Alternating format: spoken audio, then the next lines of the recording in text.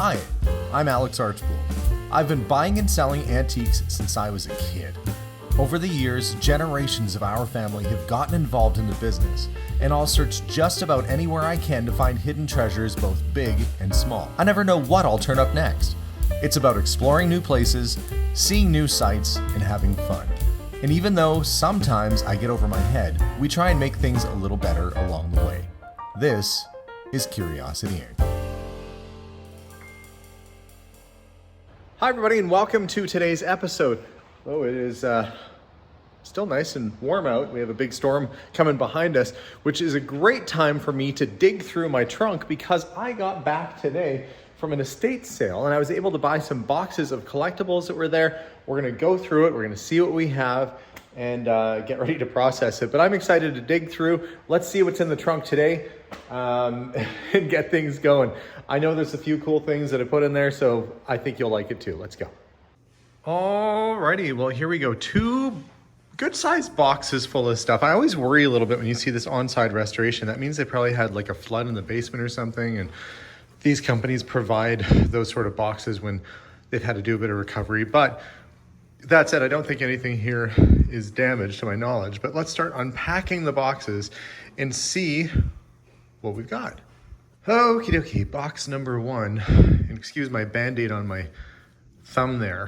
Hurt myself with a runaway sander.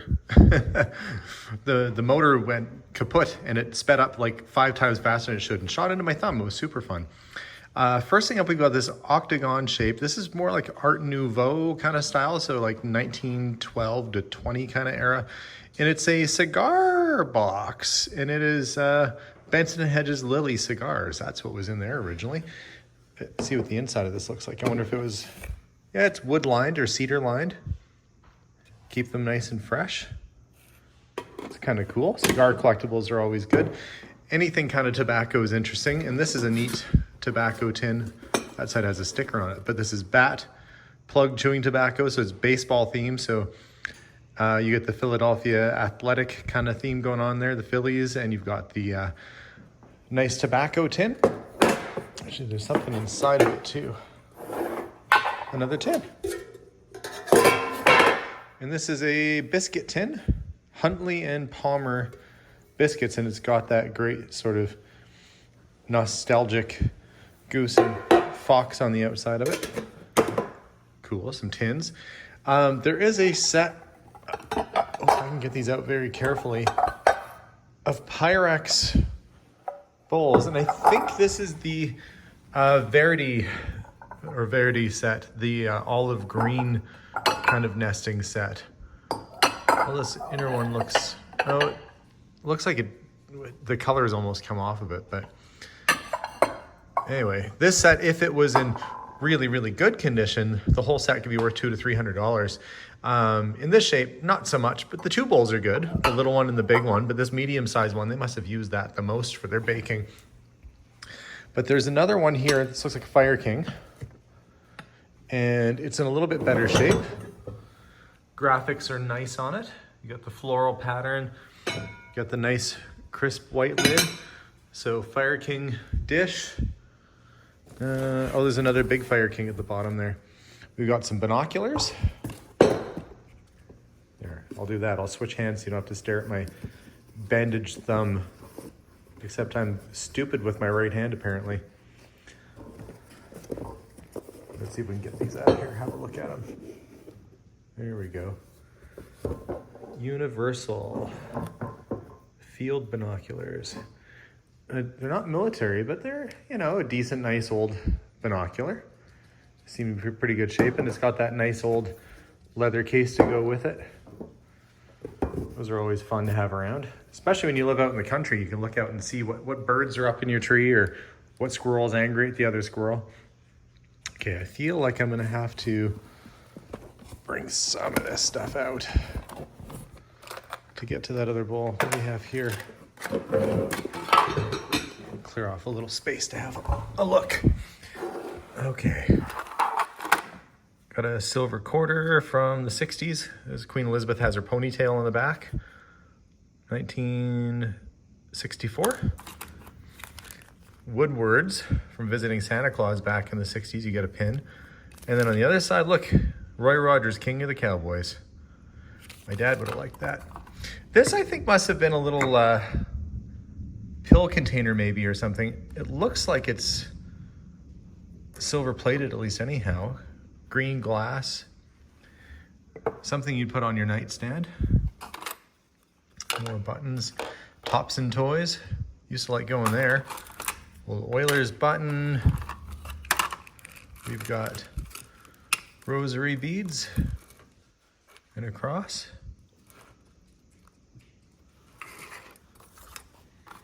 And more pins, so a few trips to Santa Claus from the looks of things. Garfield.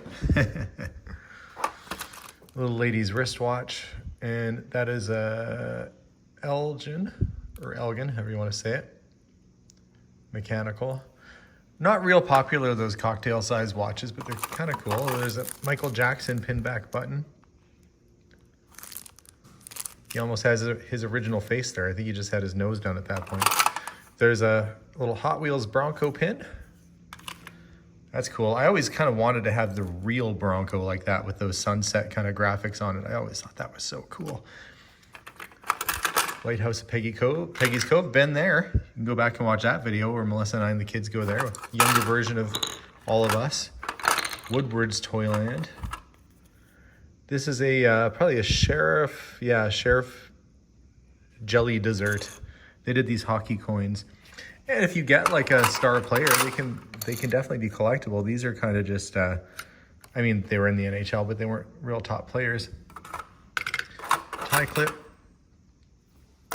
And a little bit of jewelry. It's like a little gold coin. I'll keep that one separate to check out later. And we've got some more silver dimes and a silver quarter in there. That's some neat little stuff. What else we got? Cool little leather pouch. Inside, something shiny sticking out. It is a gold-plated vanity set. So you got the mirror. Don't know that it was used a whole lot because the stickers are still on them, and the brush, yeah, it looks like it's never been used. And what else would be in here? What would be, oh, a brush or comb. So there's a little vanity side set. But I like that folder. I think that's neat all on its own. Okay. Bulova watch box. Open that up a bit. What do we have here? It's like a Soviet wristwatch. I don't know what era this would be. I think it's mechanical. Is it mechanical? I'll find out. Oh, well, it has a screw down crown. That's what they do on like Rolexes and stuff. Is it automatic? Yeah, it's automatic with a screw down crown. So it's got to be somewhat waterproof. I don't know how easy it would be to get parts for these things, but that's actually probably not a bad little watch anyway. I think the easiest thing to do here would be just to take everything out of this box and put it on the table, and then we'll sift through it because I'm going to be pulling stuff out here piece by piece. So I'll get this stuff out and we'll lay it out and have a look.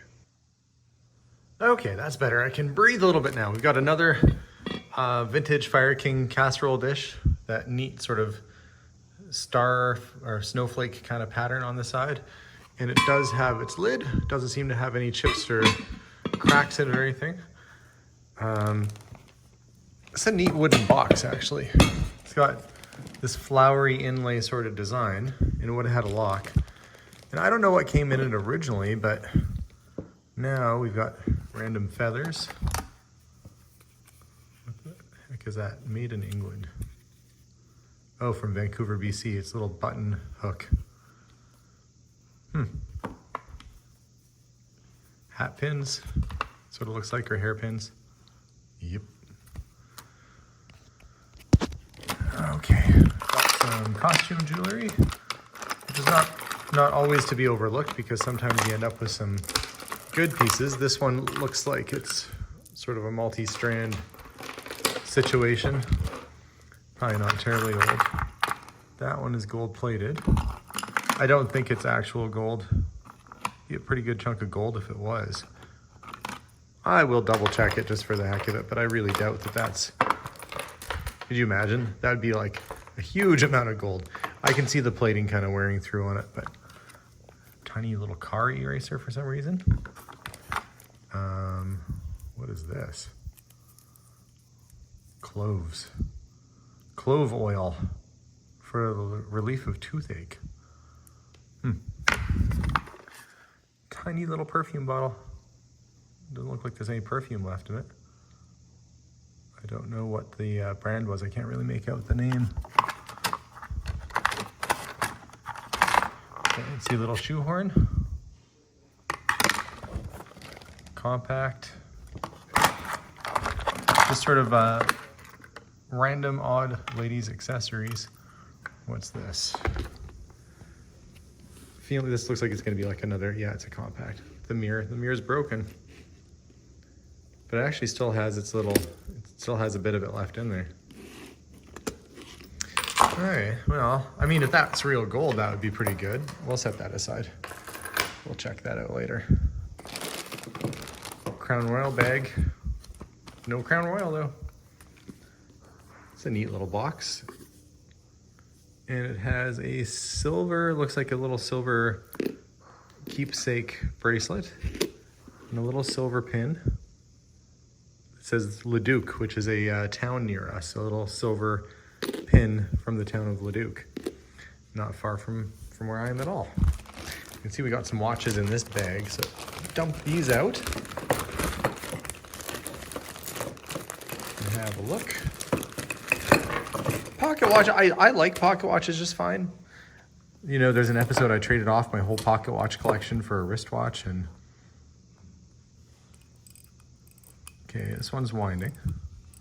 The way to tell if a pocket watch is good, first off, the brand name matters. Waltham did make good watches. Hamilton's always quite good. But Waltham, the quality can really vary on them. So to figure out if it's a good watch or not, you can look at a couple things. If it's Roman numerals on the dial, odds are it's not going to be railway grade, which I think has to be 21 joules or higher, or 23 joules and higher. And the way to see how many joules it is by opening the back. And in this case, I think the movement actually probably pivots out through the front. So let's unscrew the top and see what we can find out. So the front of that unthreads, you pull the winding stem up, and then that releases it and you can flip it forward. As you can see, it's working away there. It's got that nice sort of fancy engraving on there. However, it's 15 joule, which isn't a bad watch. Clearly it's not a bad watch. It's still working after all these years. It's just not as desirable, but it's still a decent piece. This is probably made sometime in the early 1900s, I would say, because they stopped doing this flip out kind of style shortly after. But it's all there, and it seems to be working. Needs a really good cleaning though, but it is a working watch. Okay, I got the other watches out. This bullet was actually the watch for that box over there, which I found earlier, so we'll keep that separate. Renown was it's an okay watch, but it's missing the stem and crown off it, so can't really do much with that in its current state. That might be all it needs, actually. And I do have some parts, so I'll see if I can get that repaired at some point. The other two watches, so we have the one Waltham watch, which is working and basically just needs a cleaning. And then these, another Waltham. It's funny, I'm busy filming away here. I noticed my camera lens was a little dirty, so I apologize if it was a little bit out of focus the last couple minutes. But this is another Waltham pocket watch. In this case, it is fully wound and it's not doing anything. So it doesn't necessarily mean that it's overwound. A lot of times it just means that the oil is coagulated and it's stuck, or there might be a mechanical problem that's stopping it from working. You can see it has Roman numerals on it, so I'm not optimistic that this is a railway watch, but we're gonna open this one up and see how many joules it is and see if we can't figure out what's going on with why it's not working. I'm gonna overlook kind of this Westclox pocket watch. If you see a Big Ben or Westclox Dax like this is, these were kind of like throwaway pocket watches in the sense that, you know, farmer would buy it, you'd break it in the field, you go out and buy another one. They were like, I think $1 or something like that. They were not expensive watches. Surprisingly though, I'm gonna wind it up because I guarantee it's probably gonna work. Like my almost confidence there. Yeah, it's working. Although these were a very cheap watch, they work. And you know, this thing's probably been beaten up a lot in its life and it still works. So yeah, maybe it's not the fanciest thing in the world, but it does what it needs to do. It tells the time and has continued to do so, likely without any kind of service in its whole life. So that's kind of cool. But let's open this one up and see what we got going on here. Okay, so this watch is 17 Joule. I'm just gonna give a light blow on the balance wheel here to see. It doesn't look like it's broken. I don't think the balance staff is broken. It probably, look, it's trying to work. Trying to get that going. I don't want to use my finger or tool on that, but it might be able to be made to work. It looks like it wants to go. So 17 Joule, a little bit better. Similar age to the other watch. Yeah, look, it's trying to work. Huh. Sometimes all it takes is a breath of fresh air and something to get it going. But this one might have some hope yet too. So maybe we'll have two, actually all three of these pocket watches might be working, which would be fantastic. Okay, there are a few collector coins here. These are typically silver dollars in this type of case, which that is 1978. That was the Commonwealth Games, which they actually held here in Edmonton. Still has its inspection number in there. So that's pretty good. There's a proof dollar as well. I don't know. Oh yeah, it's silver. So this will be solid silver. What's the graphic on this one? It looks like a ranger station or something, or maybe a mine with little fox or coyote running across. I always like the artwork on these coins. This is that. This is probably another. Feels empty actually. Is it empty? We'll find out. Oh, it has earrings in it. It's just lighter because, oh no, it's a necklace with rhinestones. Be nice if those were real diamond, but that said, it's kind of a neat little piece. Thought it was a coin. Looks like the same exact size as these coin boxes. Then we got another one here, 1996. This is a little bit better. So, I wonder what period it is. It's definitely worth. When they issue these coins, it's 58.33% fine gold and 41% silver. So that'd be like 14 karat, I think. That's a good chunk of 14 karat gold right there, in the form of a coin with a really nice image on it. See if I can zoom in without it going too out of focus. Yeah, you get the idea. But even though it says it's a $100 denomination, a lot of times they have to stamp a denomination on it. So a silver coin might be marked $1, like this one, but really it's probably like $30 worth of silver. Where that says $100, but that's actually probably closer to $600-700 worth of gold.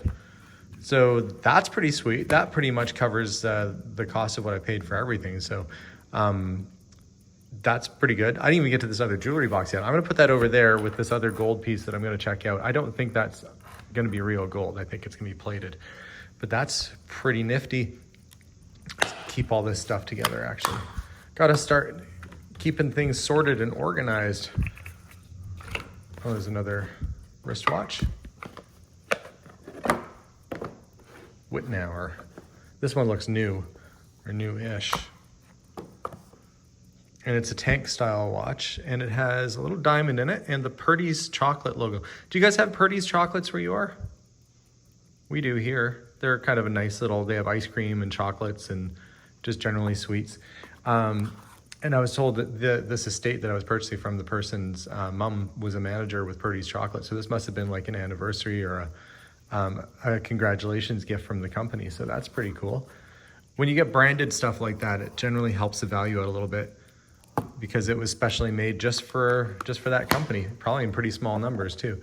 I wonder if there's a piece of paper that says, no, it's just the warranty card for the watch. But but that's neat. You used to see them with Coca-Cola would do things like that, Pepsi sometimes. There's a little jewelry box here. Let's open this up. And, okay, what do we have? Oh, that might be gold. It's one earring, and it's missing probably a ruby or garnet or something. I feel like that might be real, but it's missing one of the stones. Too bad. You got some costume jewelry, a little pin. Let's see what this is.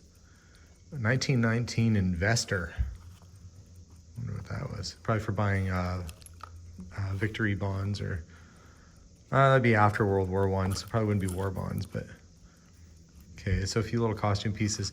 This is an old cameo, and it actually looks like it's a cameo locket because it's got it's hinged on the side. Should we open up and see what's inside? If anything at all? Maybe nothing. Is it clip shut somehow? I don't want to force it. Okay, what's inside? Well, nothing. But I'm kind of glad that it doesn't have somebody's tooth, or usually there's hair in these things. That's probably just meant for pictures, but that's a nice little antique cameo, and people like their old cameo lockets, so that's cool. We got a bunch of old buttons in here. Another part of an earring. This looks like sort of a mishmash of buttons and a little bit of jewelry and stuff. Mostly buttons in the bottom. There's a bunch of tie clips. So, I don't know. People like buttons too. I'm always surprised with what a jar of buttons will sell for. Oh, is that the lock for this? No. No, it's not for that one either. Don't know what that's for. Maybe we'll find out later. So that's kind of cool. I like that cameo out of there. I think that's a good piece. What do you guys think? I think that might be the best thing out of there. Maybe that little gold earring. Okay, let's move on to box number 2. Okay, we've also got this little old, looks like a change purse. It feels like there's change inside of it too. It's all wrapped up in there. Oh, it's old money. Old money. That's empty. Old US $50, and it's 1939. 1952 US quarter. That's a Franklin $50. They're Kennedy now, but that's what they went from. They were Liberty, and then they went to Franklin, and then they went to Kennedy. But that would be silver. And a big silver dollar. Peace dollar. what year is that? 23? 1886, 1936, Vancouver Golden Jubilee. 36, I think, is the year that the king went through there too. The key to the city of Vancouver from the mayor. Hey, I should hang on to that. Maybe I could just show that around when I go shopping in Vancouver next. You have to let me in. Mind you, most stores would let you in to shop anyway. There's another old $50. A little bit worn, but still. 1917. Old US penny. And another 1952. Oh, there's more. Canadian silver dollar. And a 1936 Canadian. That's it. 1936 Canadian silver dollar. So quite a few silver coins, actually. And it's a good thing I came in, too. It is pouring rain out there right now, so I chose wisely by doing an indoor activity. This little antique toffee tin. What do we have inside? Nabob tea tin. People like these, put them in their kitchen. Actually, Melissa has a Tetley tea tin right up top there. You kind of see it up top there. So even old tins have made an appearance in my own house. Okay, lots of paper. Oh, I see what looks like a piece of chalet glass. Okay, let's get this out of the way. Chicken? Rooster? How does that stand? Oh, I guess like that. And there's another one. These bookends, maybe? Are they bookends? Because they're chickens. It looks like they're fighting, but I think that's actually meant to maybe, you know, maybe it would hold something up. Or maybe it's just decor, I don't know. I guess that's the thing, you can do whatever you want with it. But these are metal. They're not signed or anything. I don't think they're terribly old, but they're kind of cool. Angry little chickens.